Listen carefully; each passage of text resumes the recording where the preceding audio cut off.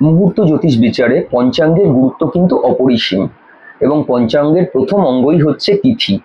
দেখুন, একটা 30 দিনে একটা চন্দ্রমাস হয়। তো এই চন্দ্রমাসের মধ্যে শুক্লপক্ষের 15টা তিথি থাকে এবং কৃষ্ণপক্ষের 15টা তিথি। তো এই তিথিগুলোর মধ্যে ভাগ রয়েছে, 5 প্রকার তিথি হয়। সেই 5 প্রকার তিথির মধ্যে আজকে আমরা কিন্তু মূলত আলোচনা করব রিক্তা তিথি নিয়ে। তিথি কি? শুক্লপক্ষ অথবা কৃষ্ণপক্ষের চতুর্থী, নবমী এবং চতুর্দশী, এই তিনটে যে তিথি, চতুর্থী, নবমী ও চতুর্দশী তিথিটাকে কিন্তু রিক্তা তিথির মধ্যে ফেলা হয়। সাধারণত রিক্তা তিথিতে কোনো রকম শুভ কাজ করার জন্য উপযুক্ত নয়, কোনো রকম শুভ কাজ বর্জনীয় এই তিথিগুলিতে।